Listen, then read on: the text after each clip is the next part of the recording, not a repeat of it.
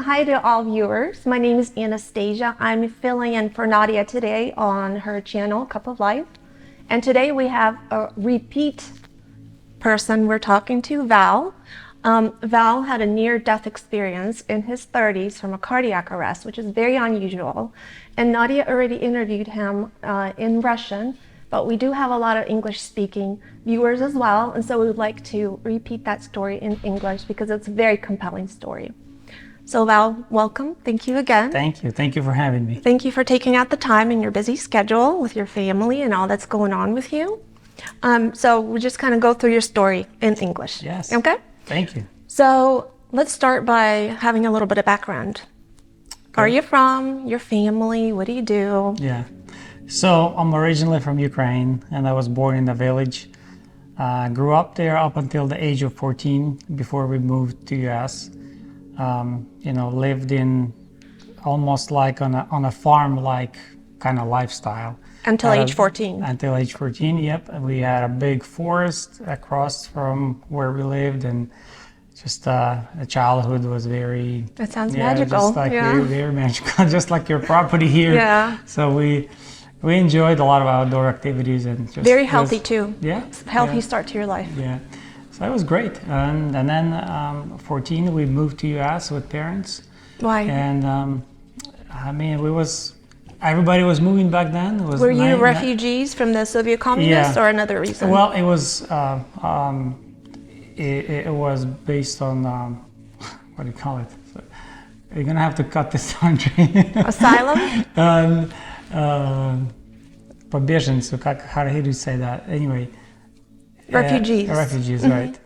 But there was a word, I think there was a specific word for that. Anyway, it flew out. So yeah, we came in and, got here with parents. Obviously, had no choice. Yeah. They just brought us over and... Decision was made for you. Yeah, it was... My older siblings were old enough to tell my parents that, hey, we gotta move. If you guys don't move, we're gonna move. Really? Yeah, because we've already had, my parents had multiple opportunities to move before, and my dad wouldn't want to move. And it's hard to uproot. Yeah. Yeah. Yeah. So after my older brother turned 18, and he just said, "Hey, if you guys are not moving, I'm moving." How big is your family? How many siblings? So we have a total of 11. 11? Yeah. Wow. Yeah. So and everybody moved as a unit here? Yep. Okay. Yep. So we have older. So I'm number 4 in the family. There's 4 brothers, then 4 sisters, then there's another brother, and there's 2 sisters. Oh wow. So, yeah.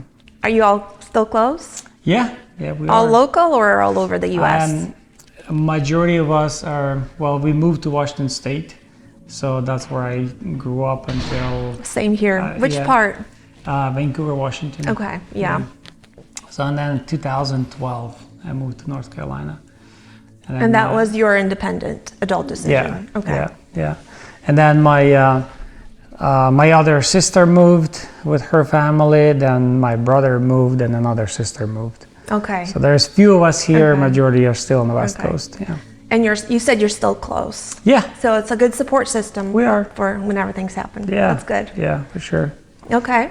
So you moved to Washington State? Moved to Washington State first and started going, so I went to middle school and high school.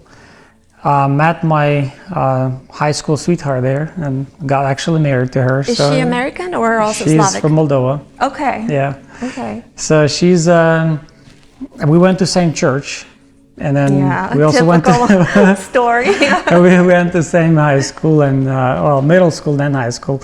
I didn't really date in middle school. I liked her, but she was kind of out there doing her thing. I liked her, and we just kind of moved to high school, and then I think about sophomore year in high school is when we started dating. Okay. And she's your age mate, right? She's about a year and a half younger. Okay. Yeah. Okay. So I finished high school a year before her. She was in her senior year when we got married. Wow. Yeah. So she got pregnant, and then she was throughout the senior year, she was pregnant, and then at the end of almost at the graduation time, she was almost due at that time. So she was a teen mom. Yeah. I mean, she was 17. I was 19 when we got married. Yeah. So that's actually a typical experience for the Slavic people. Yeah. I mean, not now, but back then, for sure. Yeah, 20 years. We just celebrated 20 years. So back then, 20 years ago, I mean, it was pretty typical. A lot of Slavic people getting married young. So. I had the same story, and all of my friends. Yeah. So, and life started just kind of like with its own ups and downs. Okay. I always liked construction, growing up with my grandpa was a carpenter. In Ukraine? In Ukraine, yeah. And so he's done everything in the building, from like building wooden barrels to kitchen utensils to building houses. Okay. So I've got that passion from him. So he influenced you into the construction area. Yeah, definitely. I still remember being maybe 4 or 5 years old, sitting in his lap, and he handed me this handheld planer where you take the bark off the trees. Oh yeah, and he was just like showing me how to take the bark off. And as he was carving everything out of the wood, I was looking at it. I was very inspired. I was like, I want to grow up. I want to do something with that. Yeah. So out of high school, I dropped out at one point. Just to pursue I really wanted to make money, I wanted to get into construction, So again, it's a typical thing for Did your parents approve? Or? No, they did not. Okay. They made me, half a year I was out. They made me go back, and they're like, at least get your diploma. Okay. So you made a rebellious teen choice. Yeah. Your parents didn't approve, and you were persuaded I was like, I'm gonna to go back. I was like, I'm gonna do homeschool, and again, homeschool half a year flew by. There was, was nothing out of that. So I went back, and during that time, when I was back at school, I got my first job was as a newspaper. I was newspaper carrier? Yeah, I was delivering newspaper. Me too. Yeah. Oh Really? Okay. Yeah. I guess that's the Slavic experience. Yeah, that was interesting because I didn't know any English back then, and the person that handed me this position is like, just you got to know where to place your newspaper because some older folks, they wanted to place in specific places on the chair, this and that, and I didn't know. At first, it was hard to figure it out. Again, it's like new culture, no English, and this is when you were 14. Yeah. And sometimes you throw it in the wrong place, and then you get complaints. I don't know if you get those. At one point, I've received like 13 complaints in one day. And so then I come to find out they took my route and they give it to somebody else. Basically got fired. Wow. Yeah. Okay. So during high school, I was doing like after school, going out and doing some construction work. And then where? With who?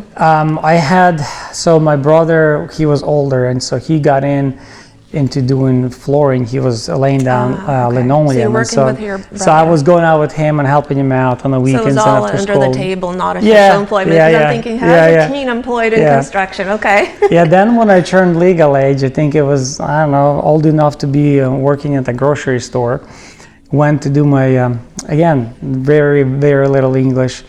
And for me, the hardest thing was to talk to the customers, and because of the language barrier. Yeah, and I remember stocking shelves, and people would come up to me and ask me for something like, "Where's this item?"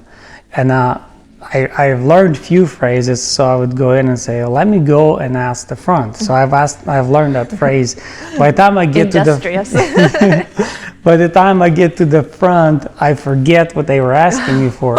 So I'm like, I can't go back because they're waiting over there. So where do I go? I go to the bathroom. Wait it out. So I sit there for 30 minutes.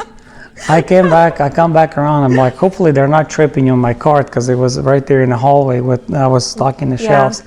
I come back and that person's still there. He's like, He's like, so did you find out? I'm like, oh my God. I'm like, sorry, let me go find out. Oh, Again, wow. I'm You making had rounds some to the bathroom. adventures. Yeah. So then the manager called me and she's like, you gotta, and another thing too, there's like, you gotta smile when you talk to customers. But you know, Slavic culture, we were not really That was such a smiling big a lot. change for us as well. Yeah. Yeah. So she's like, if you don't smile, I can't have you out in public. So they put me in the back, stuck in the freezer. So, and you know, when you open a fridge and you all this milk and everything. And so somebody opened a fridge and they were going to grab something from the shelf. And it was a like last item. I think it was maybe some kind of a milk or something. And they're like, they see me back there. He's like, do you have any more of this? I'm like, let me go check the back. No, I'm like, check the back. I'm already in the back. But your go-to phrases. Yeah, so I'm like, okay, again, you know. So it was just a lot of this going on growing up and Sounds learning. like a lot of challenges. Yeah, which is good.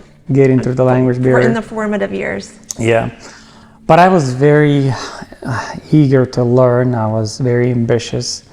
As soon as I got out of the high school, started doing siding and then moved on to floor, and it rained a lot over there. So doing siding was very hard because like it's always raining and you're out there and you're wet, soaking wet every day coming in home. So it's like gotta switch something. So got into lane carpet, and there's a story on that. But anyway, knew nothing about lane carpet. And So you're just gonna wing it? Long story short, you know, me and my brother were like, well, let's figure out how to lay carpet. We went and saw somebody for a couple hours. We're like, okay, I think it's simple enough.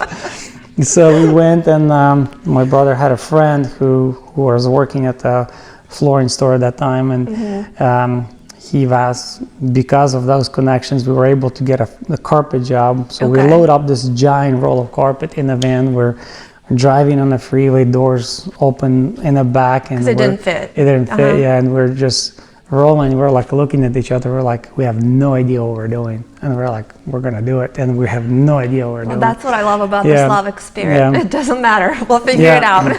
And so we got there, and like, you know, obviously cut the carpet the wrong way. We were short. We were like going through a lot of struggle. Disaster. Yeah, trying to get that done. 3 days later. Первый блин комом. That's it. Первый блин комом. Yeah. 3 days later, I mean, we finally finished that job, and later, as we went doing more and more of these kind of jobs, I mean, that kind of job took us 6 hours as we learned how to do it. But the first time was like 3 days, and there was a lot of issues there, but we got past that. Yeah. And then I got into flooring business. Had a flooring company, grew my flooring company to like 30 crews. Wow. And very impressive. Yeah. Where did your ambition come from? My ambition came from not having much growing up, and seeing opportunity and going for it. And it was just like, I know I'm going to be able to get it done. So there wasn't much going on in the little village that you were raised in? No, there wasn't any opportunities there. But one thing, I was growing up, I told myself, if God will ever give me a chance to make more money, I want to be able to help somebody else. I never want to be able to struggle in life. Because growing up, I was wearing clothes of my elder siblings, as it was kind of passed down. So I've always wanted to achieve a level where it's where I'm not struggling. So financial security. Financial stability, and so I was just always driven. I saw an opportunity, and it's just like always, okay, I can multiply this by 2. If I multiply this by 5, you know, and it was always going that way. And then fast forward to we went. So before I moved, the company already grew, and me and my brother started together. Then we separated at one point. His company grew, my company grew, and as I was moving to Charlotte. I was just looking for a better place to raise a family. West Coast wasn't the best place to raise a family. I was just more of a liberal state. I want just more something that would be a lot like family. More conservative, Yeah, the yeah. Bible Belt. Yeah. So this, I consulted Google what's the best place to move, and it was, Really? Charlotte came up as Oh one my of the top goodness! cities. Wow, you yeah, are a actually. brave man. Yeah. My sister came over, and we were her husband and I were friends, and they came over, and they're like, "Do you guys want to move?" Just randomly. And they're like, That's sure. the beauty of youth. Yeah, You can just spontaneously get up and go. Yeah, he had a car dealer business, and he was also kind of being burnt out in a way, just like life is overtaking Needed a you. life change, yeah. He's like, sure, why not? Just like spontaneous, random. And so I was like, sure, you guys want to do it? And like, yeah. So we agreed that evening that we're going to do it. And your spouses too? Yeah. We're all just like sitting together, small kids. We had like 4 small kids at that time. Okay. And next thing you know, we're like, okay, let's book tickets. So we actually think that same evening we booked tickets to fly out and check out the city. So 2 weeks later, we're here checking out Charlotte, went to Raleigh and just like explore, like, oh, it's a beautiful city. Came back, I listed my house on the market. That was 2012, the market was horrible. Yeah, after the crash. Yeah, and it was like nothing was selling. I got an offer, and it was a great offer, and I was supposed to bring $10,000 to sell my house. I was like, there's no way I'm gonna bring $10,000 to sell it. If we can work it out where I break even, then I'll sell it. So you were under with your mortgage? Oh, wow. So after working the numbers, and I think realtor got his commission down, whatever, they made it work. So we broke even or got it down to where it was even. And they're like, okay, congratulations, such a great deal. You're gonna sell it and you don't know anything. Oh. Yeah. What a warped view. Yeah, that was the reality of that time. And that didn't stop you from making a life change, moving? No. This business was doing great, and I've made some money at that point, and I was like, I had enough to come in and restart. Okay. So I called my sister, and I was like, and my brother-in-law, I'm like, okay, we're in the market, 30 days, we're gonna close, we're moving. Then at that point, I flew out again one more time to find a place to rent. I flew out for 1 week. I found a place, and he's telling me, by the way, we can't move. I'm like, what do you mean? You committed. You said you're gonna move. It's like, yeah, we just found out we're pregnant. And so my sister worked at the bank, and through her bank, she had insurance. And so it's like, we gotta stay here for another year. What a complication, So, okay. Yeah, then we moved. So you moved by yourself? I moved by myself. 6 months later, it was this nostalgia, like I really wanted to move back. There was nobody here. My wife is at home with 4 kids, and now she got pregnant with 5th. And we have 4 under 8. I'm the only one working. We're restarting, and I got in. At that point too, it was like something hit me to try something different, and I was like, why not try trucking? Trucking was doing great at the time. 2013, trucks were like making a killing. It was like I remember. $4 or $5 a mile. I was like, okay, I don't know nothing about trucking, but I've got in. I'll making figure it money. out. I'll figure it out. That's just the life story of my life. And so I started doing trucking, and we are busy. We're just like, we're trying to grow this trucking company. Trucking, like you were driving yourself, or you started a business? I started a business, Because I was like, how did your wife think about you trucking? No. I wasn't driving yet, but I was just started a business. Started hiring, and I just started learning all of these issues about how to hire a driver, and all these drivers are like, they're all so sketchy. They're all stealing money, like filling up other cars. Oh, there's a lot of stories in the truck. But anyway, so 6 months goes by, and we're like, I don't know if we can do it. So we're like, let's move back. So we decided to move back. So we were renting this house, and we found a rent. It was $2,000 back for 2012. It was a pretty high rent. That's very high. But we moved from West Coast, which in West Coast it was okay, normal. So we're still kind of living off of the budget, West Coast budget, but living on the East Coast, it was, you know, things were a little bit differently. So we're burning through our money a lot and quick. Yeah. Because buying truck, first truck, second truck, and then we're growing and we're hiring other dispatchers, and now we have like 5 trucks, and truck starts to break down. Yeah. And all of a sudden, all of our savings are going down. Cash and, flow and, eats it up. and it's Yeah. going down quick. So we get to the point where like, let's move back. It's not worth it. So we go to our lease agent and we're like, we're gonna move back. We were 6 months into it, and they're like, well, pay us $12,000 and you can move and you can leave this lease, because we have That's a pretty one steep. yeah because we had a 1-year agreement, so it's $2,000 a month. Okay. 6 months left. They're like, why don't we just stay here for another 6 months And then leave. and then leave, you know? So we agreed on that. We stayed another 6 months. Then when our lease was about to expire, we're like, how about we just take a trip there and go visit, Smart. see it one more time. We went back, saw the family, saw the state and everything, and we're like, there's no way we're gonna be able to live here, because everything was so different. We didn't even realize how beautiful Carolinas were. Yes. That's one of my favorite aspects, the nature. Yeah, you can only kind of compare it when you go back, and then we flew back and we're like, oh, the streets are so clean, everything is landscaped so beautifully, like the grass is mowed, and like there's no trash on the roads, and like it was so beautiful. Like, no, this is where we want to raise our family. Yeah. So and the deciduous trees, green all year round. It's beautiful.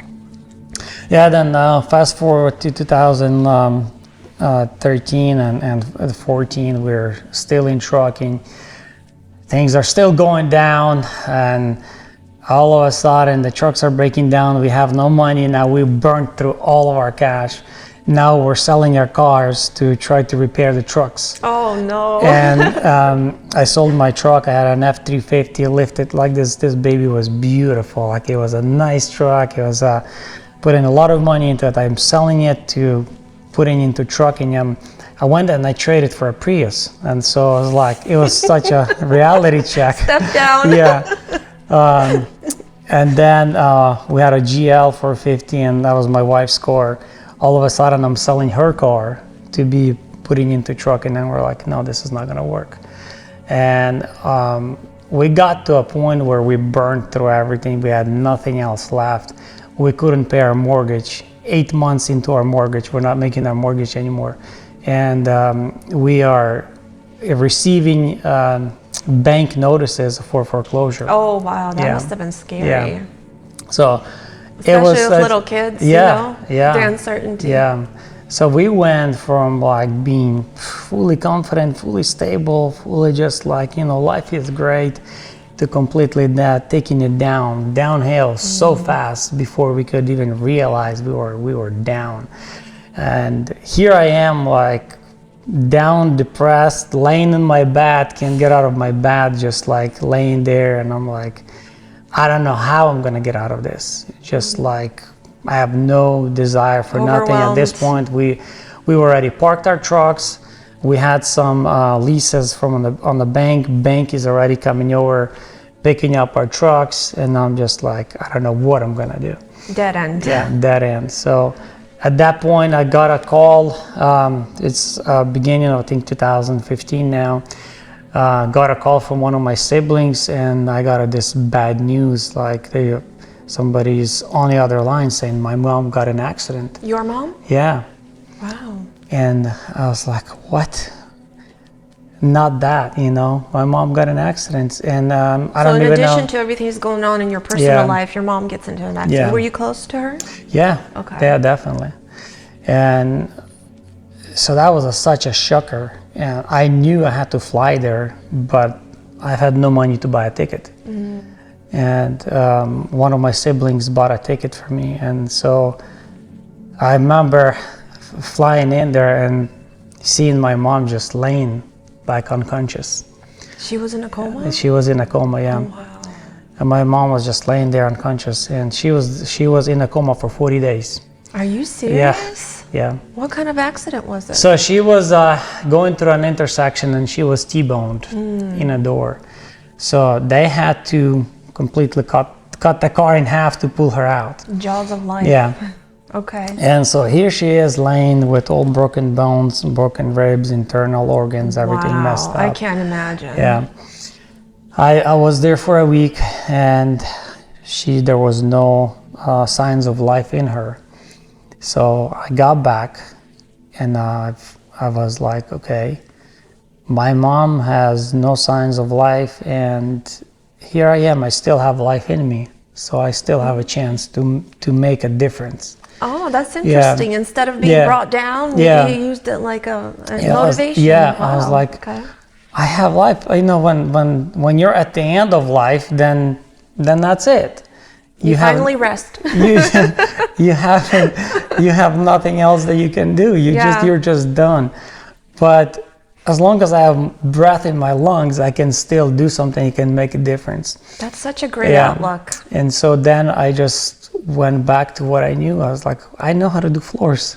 So I bought this old beater, old 99 Ford F-150, collected everything I had and just bought a trailer, put all the tools. I still had all my tools and went back and just started doing flooring jobs, just taking one job at a time. And a couple years. You were working like a subcontractor, right? Yeah, okay. yeah. I was just going, I went to big box stores like Home Depot and Lowe's and they were selling the jobs and I was just doing the jobs. So you lay their floors. Okay, so they give you leads. Okay. It was not a lead, it was a solid job and it was already, the job was already sold. You so just had to show up with their floors. I show up, pick up, and I just install the floors, yeah. So I did that for a couple of years and again, my ambition is always big, so I'm growing the company, and all of a sudden I'm hiring people, and grew it to I think 5 crews. And I've always was intrigued by construction. I at that point I was spent enough years on the floors where my knees were swollen, and at one point I woke up and my knees are just like big swollen knees because I've spent over 10 years, from Washington experience and now into here. So I knew I had to get off the floors, and I was like, okay, I gotta get into something else. So I started remodeling, and remodeling was like, I didn't know how to remodel, and I'm like, I'll figure it out. I like the theme of your life. So I got into bathroom remodels. I didn't know how to remodel bathrooms, so I went and I was advertising a free bathroom remodel. So you could learn? Oh, I love it. And, you're industrious. So I picked up this job, so it was a free bathroom remodel. So I was spending money to do a bathroom remodel. But with that, I was like a giveaway on Instagram. And so I said, I want to do one free bathroom. And then I give away, and then I said, I'm going to do 50% off bathroom remodels. So I give away one free bathroom, then I give away 50% off. And off of those, I've made money after that 50% off because the projects were escalating to other things and I was making money on other things. And then word spread, and then off of that, there was more clients. And so all of a sudden, off of that one free bathroom, which was a disaster, by the way, that story was crazy. But they couldn't complain, right? Because it was free? Oh, they did complain. Oh, that was horrible. I was doing a free bathroom remodel, and I'm pulling out this tub. And this guy, there's something else. But anyway, he's YouTubing everything we're doing. He's not trusting us. His wife is completely in line. Oh, that's he's a nightmare like, customer. Yeah, and the wife is just a beautiful soul. She loves us. She's like, I'm so sorry about my husband, but he's there watching us. He doesn't leave the bathroom. He's in there watching every step of the way. But he's YouTubing. Not paying. He's not paying, but he's YouTubing, and he's like, you destroyed my bathroom. This bathroom was beautiful. You didn't have to do nothing to it. What are you doing? And like his wife is opposite. She's like, I want this bathroom remodeled. and he's there with it. You know this is not right. You're not doing this right. Backseat driver. Yeah, I had a tile guy who could not be there any longer. He's like, I'm leaving. He's like, don't pay me nothing. I don't care. I'm leaving. That's a form of oppression. Yeah. Hired another guy. The second tile guy also walks off the job. He's like, I can't do this. So But you stayed? I'm still there to the point where this guy is like, I'm gonna sue you. He's like, I'm gonna sue you. So I'm talking to his wife. I'm like, look, I'm sorry. Here's all the material. Here's the vanity, like brand new vanities. Like here's the bathroom. Here's the tile. I'm like, hire somebody else to finish it because I can't do it. This guy's gonna sue me for doing a free bathroom remodel. Wow. So we walked out, probably 75% finished. We walked out, could not finish because he was just threatening us. Yeah. But that was the experience, how I got into remodeling. You know, that's what I find about people who take free stuff. Yeah. They're like that quality. I don't know what it was, but that was the experience. Oh, okay. So you started getting word of mouth. So you must have attention to detail dealing with your job if people were referring you. Yes. Okay. Yeah, definitely. And then I was like, I know how to take the next step. Next step was to get into like bigger remodels. I signed up with like Home Advisor and Thumbtack and start getting leads, start doing more and more. And then the next step for me was to get in and to do my first flip, a house flip. So somehow I reached out and I met your brother Valery. Oh, you know him too? Yeah, okay. so Valery was the guy that sold me my first flip. Okay. So back in 2017, end of 2017, a funny thing he told me is like, just to let you know, there is no value in that house. You know, you're only getting land because there's no value in the house. Was it an old that house? The old house had trees growing through the roof, broken windows, and I mean, that house was destroyed. I was like, watch me, you know, I can do it. So I got in. You like a challenge? I love a challenge. Anything with the challenge is it has my name written all over it. So I was like, I'm gonna restore this house. The house just watch me. Yeah. I walked in. I kicked the door open and the fumes just came out of the house, almost knocked me out. Mold? Yeah, mold. And I mean, it must have been 30, 40 years nobody lived in that house. Because I mean, there was just like literally trees in a dining room. There was a tree going through that. Yeah, the rotted out floors. And I don't know, somehow. That would be a cool before and after. Oh, I have some. Yeah. Publish that in your book. Yeah. And not only that, but there was a bunch of trees growing around the property and so you couldn't really see the house. Wow. We had to cut everything around to even get to the house. But anyway, I got in. I was like, you know what? I can do it. So I'm here taking down a drywall, and I see these beams are just falling from the ceiling. I'm like, why would somebody hide beams in the ceiling? Storage in the attic. You know, but I'm like, you know what? Older people live there. They probably just want to hide some beams. Yeah. And this was January. It was like freezing weather, and it's kind of colder, and you know, I was like in my gloves, and it's cold, miserable. But I'm like, hey, I've done other things, other challenging things before, so I can do this. Yeah. So I'm looking at the floor, and these beans are disappearing. I'm like, what's going on? They're rolling. Like rolling away? Rolling away, yeah. So I thought the floor was the floor well, yeah, I thought the floor was uneven. Okay. So I pull more, and more comes down. So all the way, again, looking, they're all disappearing slowly. I'm like, why are they rolling away slowly? And I start paying attention that those are cockroaches. Are you serious? That would have been the day I walked out of that house forever. Yeah. So we start shoveling them with a shovel because there are so many in the walls. You know how you have insulation cavities filled with the insulation. When you pull down, it's filled with cockroaches. Are you serious? We literally made a pile in the back of the house and start burning until the fire department showed up. Wow. They're there with the hoses. I still have a video of them hosing down. They didn't let you burn the cockroaches? They were, but there were so many of them. And Oh, they're running, scattering away? So Yeah. they had to be hosed back in? we made a as funny Sounds as it, unreal. it sounds unreal, but I have a video to prove it. Somebody called, neighbors had called the fire department. I don't know, because maybe of the smell, or or maybe just because they said, yeah, you're not allowed to do fire. Was it a rural property or like an HOA? In a city limits, okay. yeah.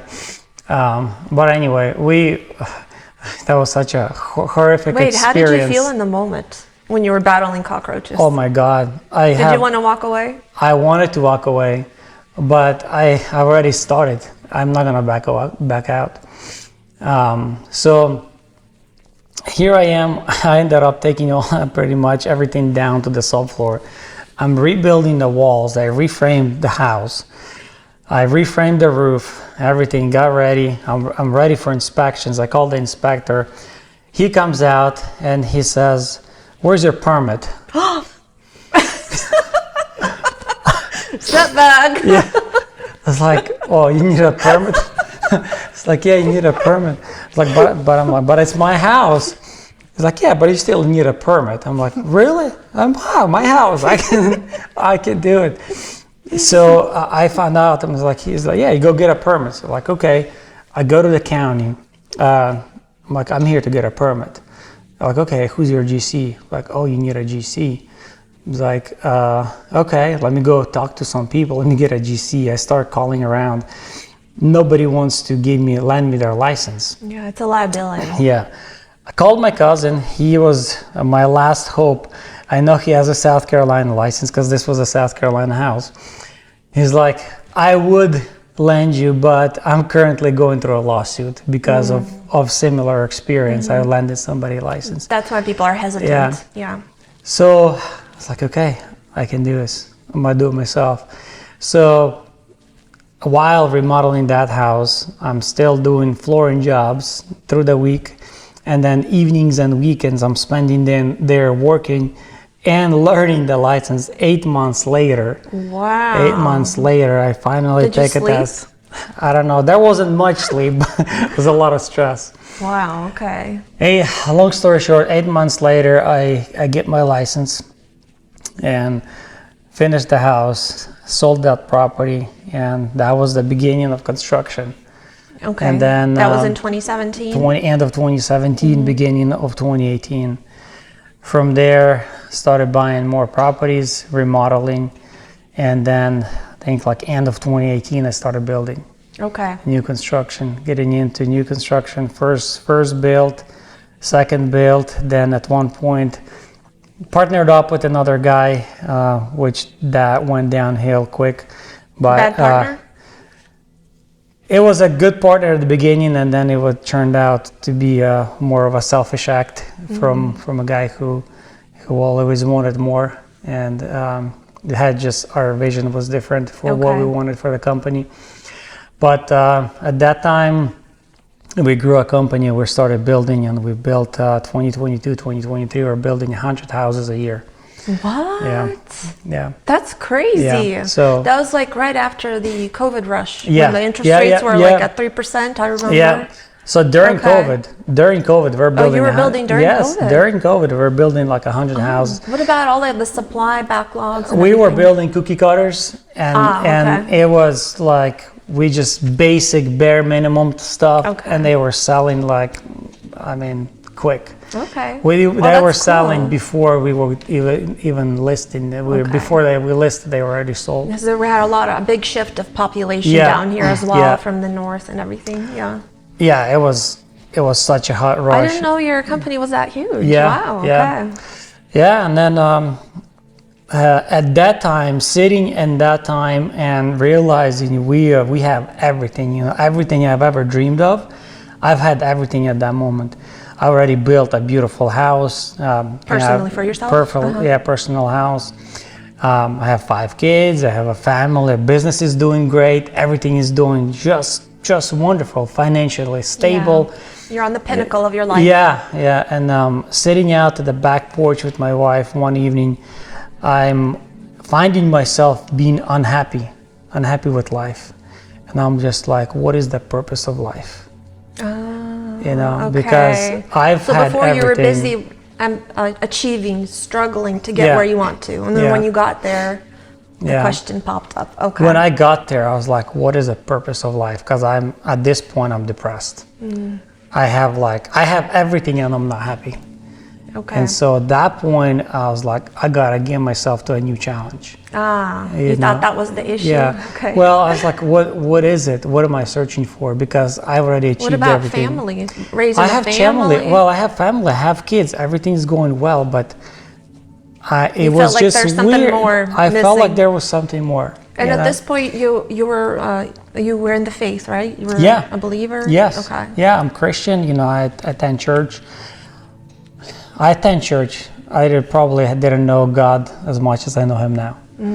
Because that led up, everything from that point on was leading to that event, December 13th event, where I was found dead in a pool and Radical life completely had a change of my mindset perspective. I mean, the last 3 months was and still is a discovery of something much greater than any kind of achievement that I've done in life. So you kind of jumped Yeah. into a different plane of Yeah. living. Okay. Yeah. But 2 years ago, you were sitting at the pinnacle of success, Yeah. not happy. Yeah.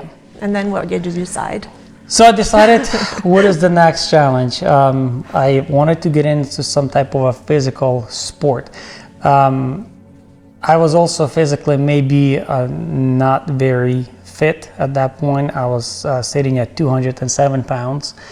I wasn't very physically too active. You did mostly managing. You didn't actually do the work. Yeah. Okay. At that point, I mean, we were building houses. I didn't even have chance to drive down to the houses I was building. Houses were being built and sold without I've never even seen them. That was the point, because I mean, all of my job was at that point, I was just overseeing project managers and operations managers. Okay. Because I already had everything built out. I have an operation manager, school manages everything here. I had in-house bookkeepers. I had in-house people who were going out and purchasing land. And we had a full system. So you had set up a successful system. Yeah. Did you go to like business classes, or how did you set it all up No, successfully? I've never went to college. You just kind of Yeah. gut instinct? Yeah, I just learned.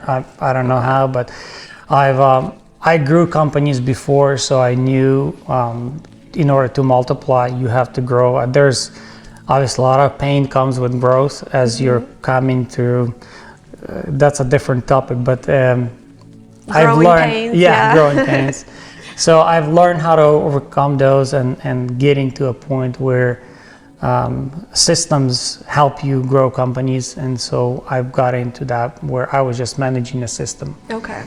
So you were, just from your previous experience, you were able to implement. Okay. Yeah. You're a very intelligent person. I'm very impressed.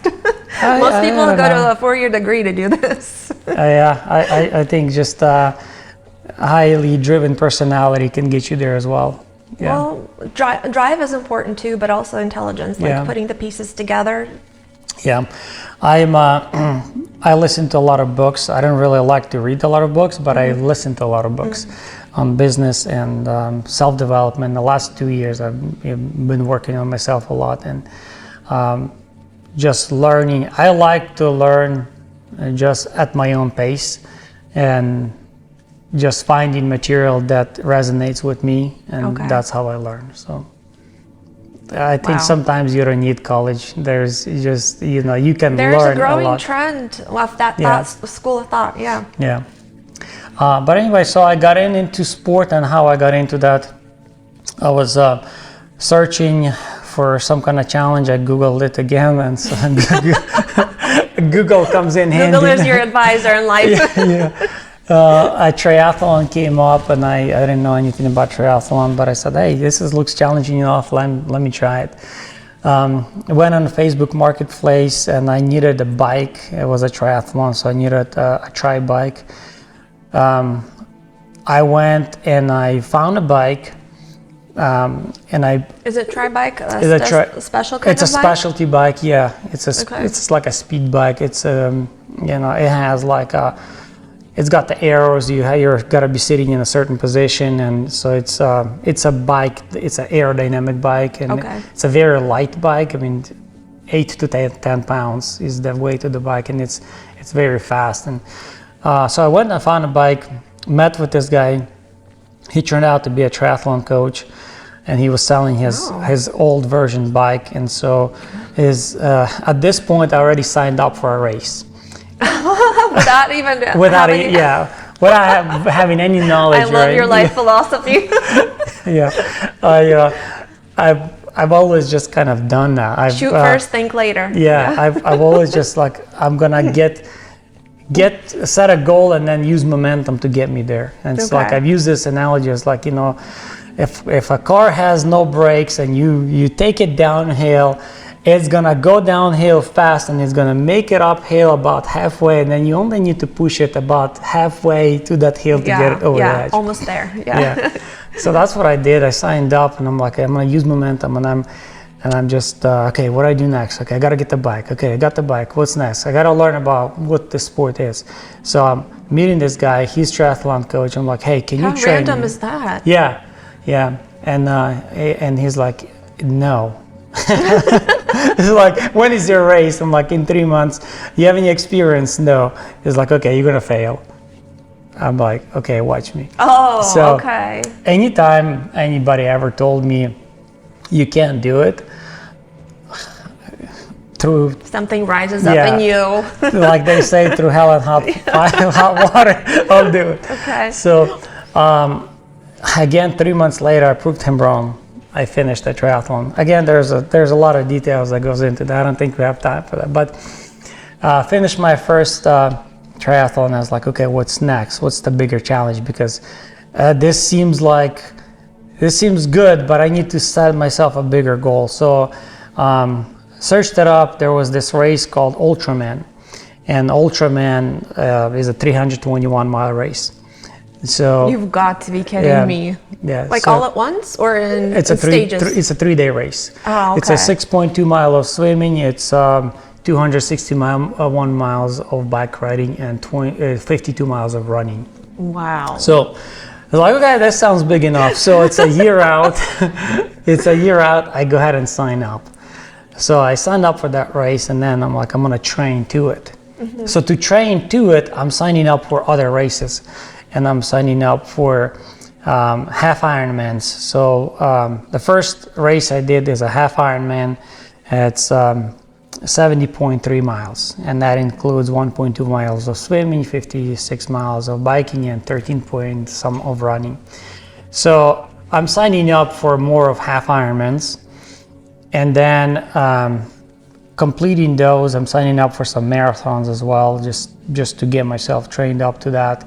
At this point, I already have I have a coach. I've never swam before, actually, too. That's another detail. So I've never, swimming just like regular swim across the pool, you can, but to swim professionally, it's a whole different thing. You didn't swim athletically. Okay. Yeah, you gotta be able, just like you're breathing right now, you have to be just keeping that same breathing pattern in the water, and so you have to tie your stroke to your breathing pattern, and as you're just swimming, you have to be able to connect that and make that natural. So that was a very big struggle for me. But long story short, I got that figured out. I started swimming, so I started training now. Now I'm completing a second half, and then I'm completing a third half, and then I'm training up to a full Ironman. Mm-hmm. Yeah, now at this point, November 2nd of last year was my full Ironman. 2024? Yeah. Okay. Was my full Ironman. It's 140.6 miles. It's a 2.4 mile of swimming. It's 112 miles of biking and 26 miles of running. Mm-hmm. So here I am on November 1st, a day before my race. And for the first time, I started feeling this burning pain in my arm extending to my chest. And the right arm? Right arm, yeah. Okay. And strangely enough, usually left, but this is a right arm. Later I found out that it's actually normal. Sometimes it's the right arm. And so here I am. I'm like, I can do this. And the pain, usually I've pushed through pains before. The kind of pain that I've gone before. I mean, it was you had to break some mental barriers in your head to get through some of the pains that you are going through in these races. How do you mean? So, like you want to walk away, but you don't? yeah. So, like, I don't know if you've ever done anything like physically challenging. You always get to a point where your head is telling you to stop. Like if you're running and you're doing a long run and you're getting to a point where you're like your head is like, you are done. Get to that next light pole, and then walk because your body's telling you to stop. Yeah. Okay. When you start to negotiate in your mind about I have to stop. These are the points where your body's telling you like, okay, you're about to break me. You have to get to that barrier. And the way you get through that barrier is you don't listen to what your head is telling you. So you are completely, you're going hard, and your body, your mind, everything in your body is telling you to stop. And you agree, in your mind, you agree, I'm gonna stop. Except when you get there, you don't. You just gotta keep going. So there's a lot of mindset training going into this. Oh yeah, 50% of it is mine. Yeah. And so I've broke a lot of those barriers where it's like, okay, you're done. There's no and so and then when during this burning pain, this was the pain that I could not break through. I could burn. So your mind tricks wouldn't work. It would not work. It was the kind of pain that I had to stop. It was the burning pain in my chest. The burning was like superficially or deep inside? What do you mean by burning? Inside, like inside the arm? Yeah, no, from my arm into my chest, and it was like the kind of burning pain. Like a sunburn? It was like a heartburn, but like 100 times more. Oh, okay. Yeah. So I had to stop. When I stop and I start walking, it slowly goes away, and then I start running again, comes back again. And so 30 minutes until this pain goes away, and then I continue with my workout. So at this point, you've been training for 2 years? Yes. Okay. And before you started training, did you get any medical evaluations, or is it just kind of just? I did. At the beginning of last year, I've started doing a lot of medical evaluation. One thing that kind of was a red flag for me, that my calcium score was at 42, which was kind of saying something about maybe potentially having some kind of plaque buildup. Okay. But was that investigated further, or just kind of so doctor said we're just going to watch it. Okay. So we'll just keep an eye on it. And the doctor knew that you were training for athletics? Okay. So we were just kind of keeping an eye on it. Okay. So you started feeling pain, burning pain in your arm, which was a new sensation for you, and you weren't really sure what it was. Correct. Okay. Yeah. And so that kind of brings us to the beginning of the actual near-death experiences and the events surrounding it. Yeah. And I think for today, we're going to have to call it, because I really want to dig into the actual event, what happened, the near-death experiences, days leading up to it, days leading after. So I think we're going to have to do a part 2 now. Yeah. There's definitely a lot to unpack. Yeah. So thank you so much for coming today. Thank you. Thank you. I really appreciate it. Yeah, of course. And we'll get back soon again for this riveting story, part 2, and I think part 3 as well. Thank you. All right. All right.